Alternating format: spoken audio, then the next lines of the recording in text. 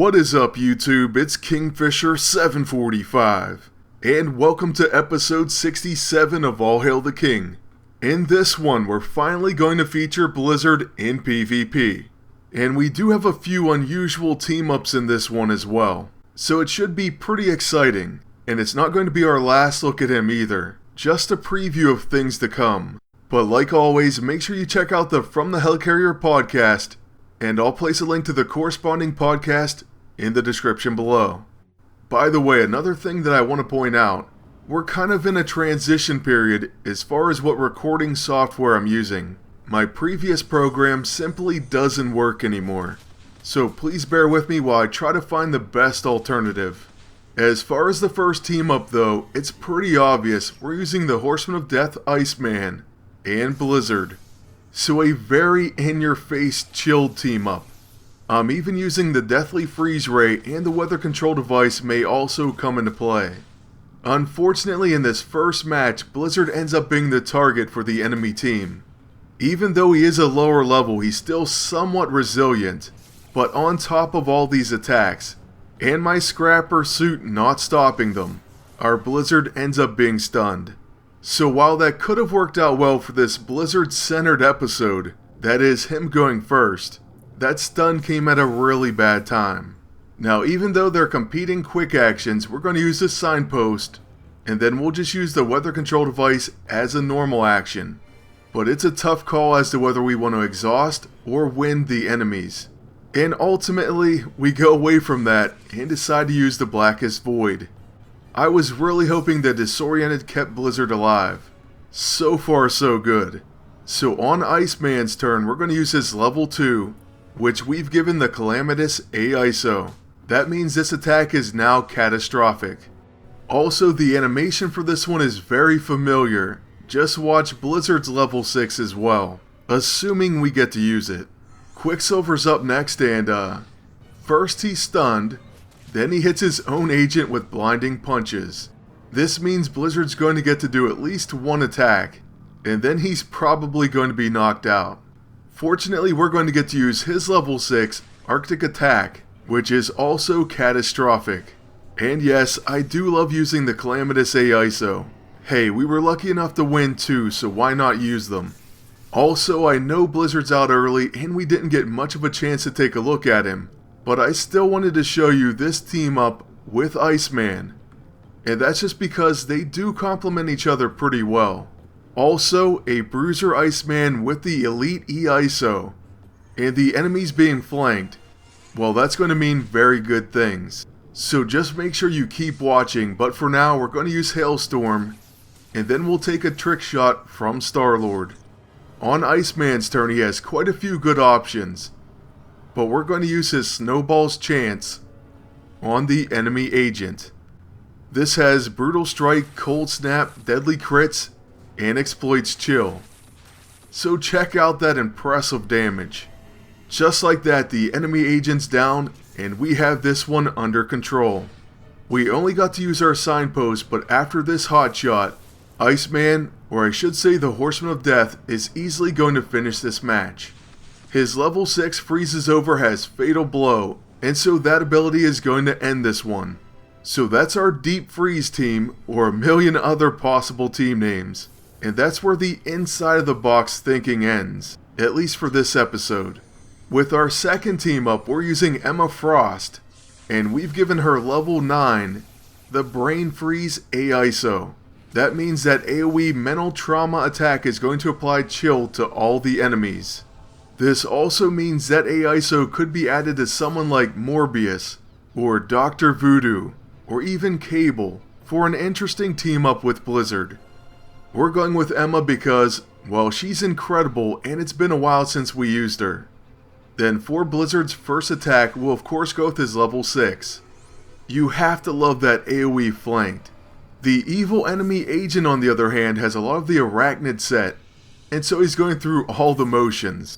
After he uses the Superior Combat Sensor, he'll of course attack with the Relentless Rapier. Emma manages to dodge though.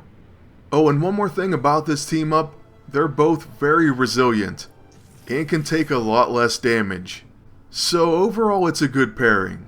after we go ahead and take all those debuffs off our agent, we're going to use a War Diamond.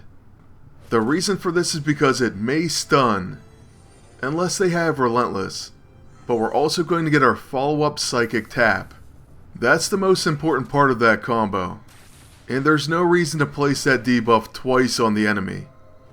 Then once it's back to our agent, we'll use the Signpost as a quick action, and we'll follow that one up with the Hailstorm. So now the enemies are definitely going to be chilled and winded. That should really hurt this team.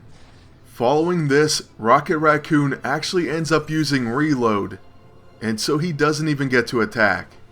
And you know what? I think we have the build up now for our Ice Eruption level 9, and so we unleash it, taking down the agent and severely hurting his teammates.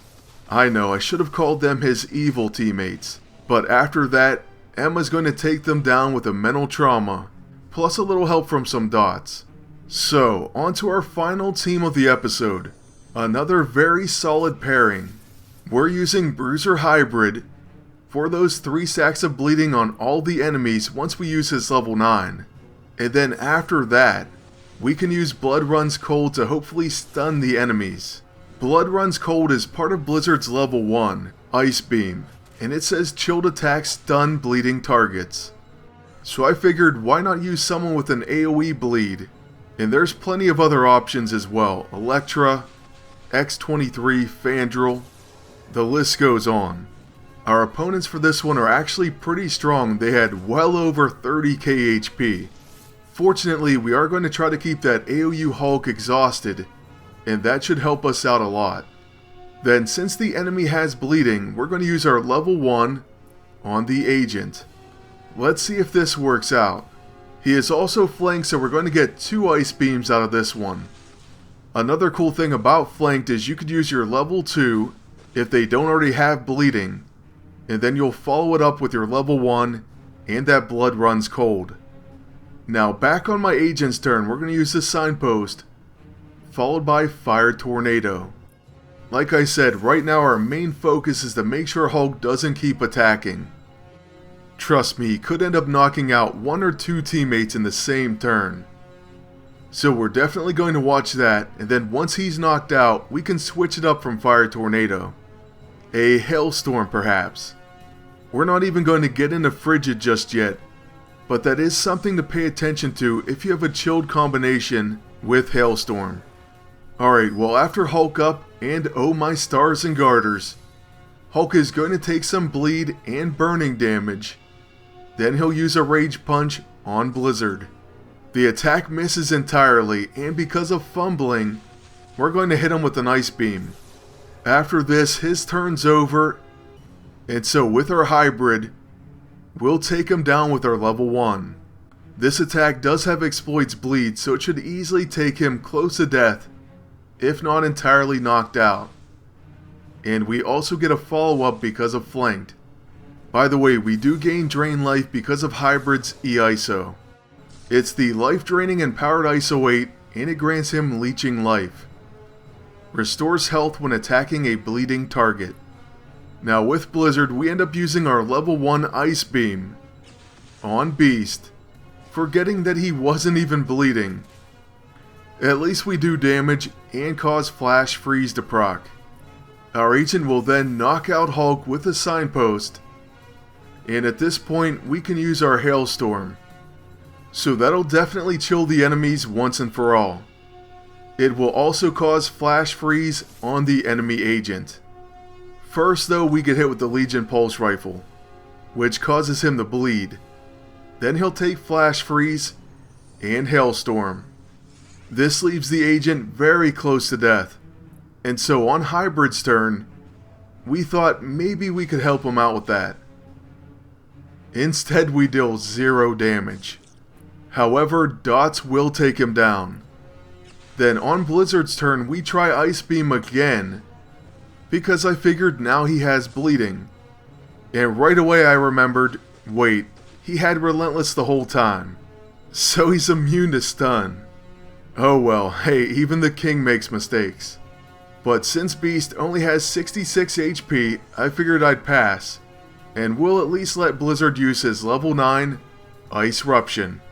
I figured that wouldn't be a bad way to end this one, and we do ultimately take the match pretty convincingly. With that one, we're also going to end the video. So I want to thank you all for watching. Ask you to please like, comment, and subscribe. Then until next time, good luck, and take care.